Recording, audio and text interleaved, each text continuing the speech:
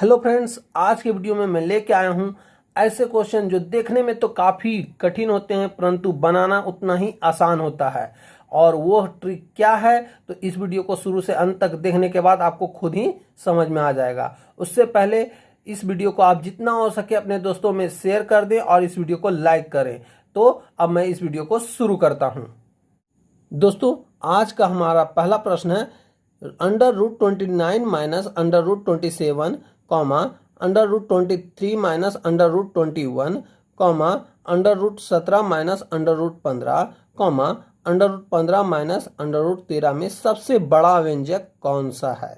तो इस प्रश्न में आपको 2 से 3 बातें ध्यान में रखनी है। वह पहला क्या कि इनके अंतर समान है, तो ये ध्यान में रखना होगा। अंतर अलग अलग होंगे भी तो कोई दिक्कत नहीं है, परंतु अंतर समान होंगे तो काफ़ी सरलतापूर्वक यह बन सकता है। तो यहाँ पे आप देख सकते हैं √29 माइनस √27 में 2 का अंतर है, 23 और 21 में भी 2 का अंतर है, 17 और 15 में भी 2 का अंतर है, अब 15 और 13 में भी 2 का अंतर है। तो ये अंतर तो समान हमें मिल गया। और दूसरा कि ये आप कर्ज वाली बात तो सुने होंगे, यदि ए जो है 100 रुपया कर्ज लेता है, ठीक, आप ये बात ध्यान में रखेंगे, और बी 200 रुपया कर्ज लेता है, ठीक, तो किसके पास कर्ज ज्यादा है, कौन बड़ा है, यहाँ पे आप ध्यान से बता सकते हैं, समझ से खुद से कौन बड़ा है। तो यहाँ पे ये बड़ा है, क्यों? क्योंकि ये कर्ज जल्दी चुका देगा, परंतु बी जो है कर्ज लेट से चुकाएगा।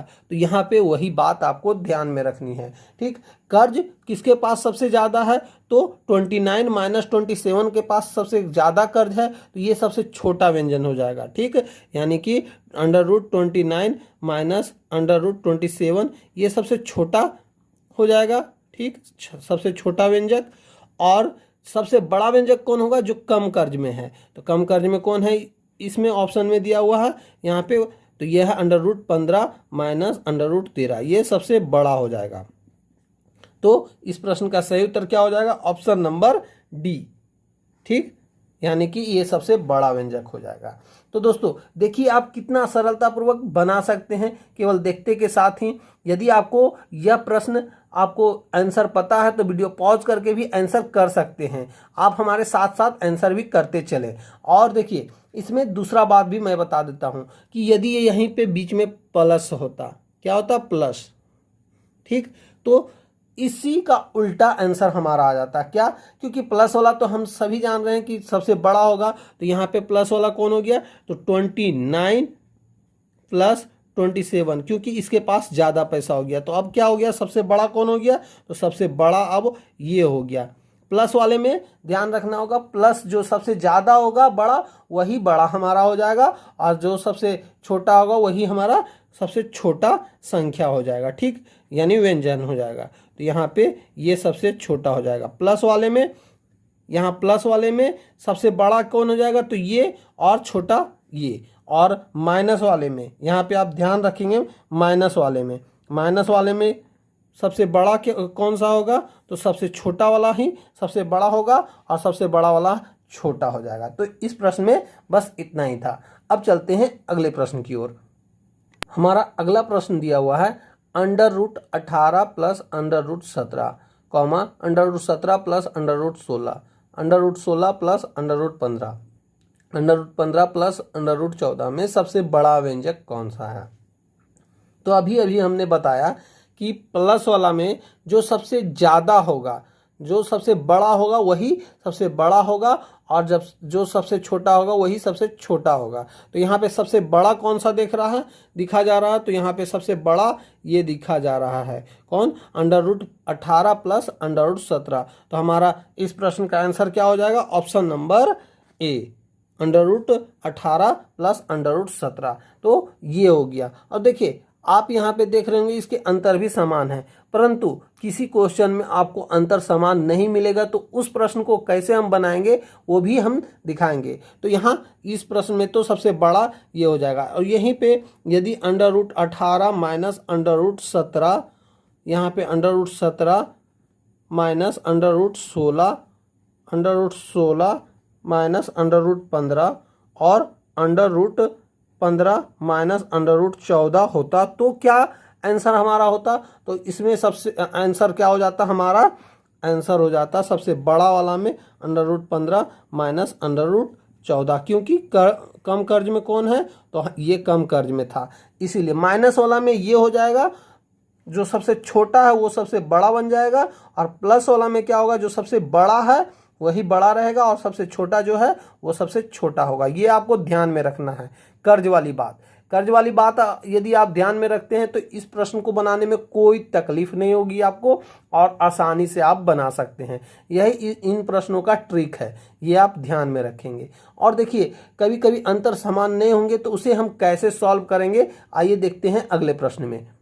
हमारा अगला प्रश्न दिया हुआ है √8 प्लस √5, √9 प्लस √8, √10 प्लस √13, √15 प्लस √5 में सबसे बड़ी संख्या कौन सी है। तो यहाँ पे आप देख रहे होंगे कि अंतर समान नहीं है, तो इस प्रश्न को हम कैसे बनाएंगे, तो आइए देखिए। सबसे इजी तरीका ये भी है, क्या है, तो ये जो दिया हुआ है इन दोनों को पहले मल्टीप्लाई करेंगे, यहाँ इन दोनों में को मल्टीप्लाई करेंगे, यहाँ इन दोनों को मल्टीप्लाई करेंगे, यहाँ इन दोनों को मल्टीप्लाई करते हैं तो 8 × 40 हो जाता है, ये 9 × 8 = 72 हो जाता है, ये 13 × 130 हो जाता है, और 15 × 5 होता है, जब मल्टीप्लाई होता है तो 75 हो जाता है। तो यहाँ पे आपको सबसे बड़ी संख्या कौन सी दिख रही है, तो यहाँ पे सबसे बड़ी संख्या ये दिख रही है, यानी कि हमारा कौन वाला हो जाएगा, √10 प्लस √13, हमारा ये सबसे बड़ा वाला संख्या हो जाएगा, ठीक। और सबसे छोटा वाला संख्या कौन हो जाएगा, तो हमारा सबसे छोटा वाला संख्या ये हो जाएगा, यानी सबसे छोटा। यहाँ पे आप नोट भी कर सकते हैं। देखिए कितना इजी था, केवल मल्टीप्लाई करना था। यदि अंतर समान ना हो तो मल्टीप्लाई करके हम उसे देख सकते हैं, ये उससे भी इजी था, ठीक। तो ये सबसे बड़ा हो जा रहा, तो हमारा इस प्रश्न का आंसर क्या हो गया, ऑप्शन नंबर सी। दोस्तों यदि आपको इन प्रश्नों का आंसर पता है तो आप वीडियो पॉज करके आप हमें आंसर कर सकते हैं। अब चलते हैं हम अगली प्रश्न की ओर। हमारा अगला प्रश्न दिया हुआ है 3√2, 5√3, 7√4 और 8√9 में सबसे छोटी संख्या कौन सी है। तो यहाँ आप देख रहे हैं कि ये 8√9 में अगर जो हम इसे निकालते हैं तो 3 निकल जाएगा बाहर, क्योंकि रूट से बाहर निकालना था 9 को, और यहाँ पे √4 को अगर जो निकालते हैं तो 2 निकल जाएगा, ठीक। और यहाँ पे ये दोनों को नहीं भी निकालते हैं तो हमें इसका मान पता है। तो यहाँ हमें नज़र ही आ रहा है कि सबसे छोटा कौन हो जाएगा, तो सबसे छोटा हमारा ये हो जाएगा 3√2, क्योंकि यहाँ पे इसे मल्टीप्लाई करने पे क्या हो जाता है 24, इसे 14, और ये अप्रॉक्स 9 के आसपास आ जाएगा, ठीक। और यहाँ पे ये लगभग कितना 4.5 के आसपास आ जाना चाहिए, ठीक। तो ये हो जाएगा।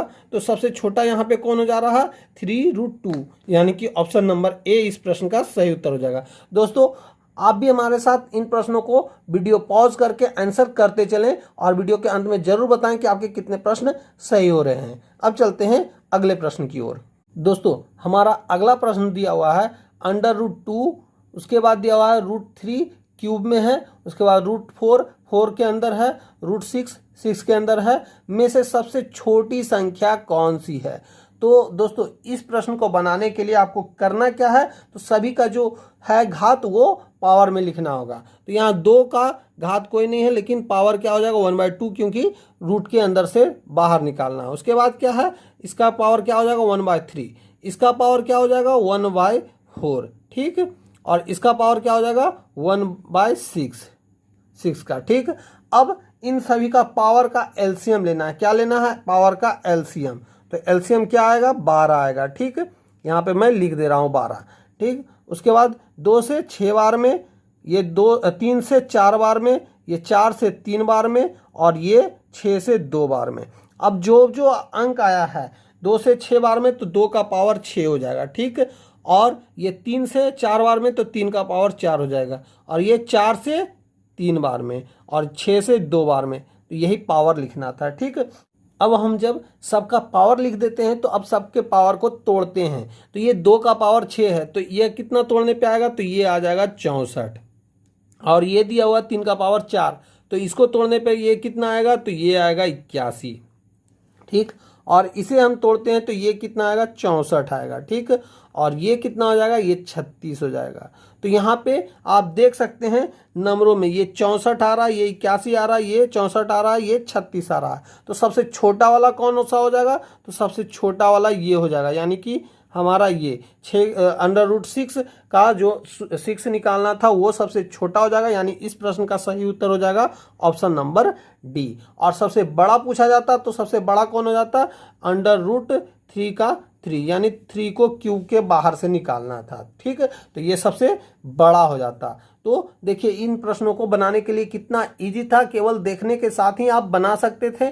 तो दोस्तों इस वीडियो में बस इतना ही। उम्मीद है कि आपको ये क्वेश्चन अच्छे लगेंगे और आगे के एग्जाम में आप इन प्रश्नों को आसानी से बनाकर भी आएंगे। तो अब मैं मिलूंगा आपसे अगली वीडियो में, तब तक के लिए जय हिंद, वंदे मातरम।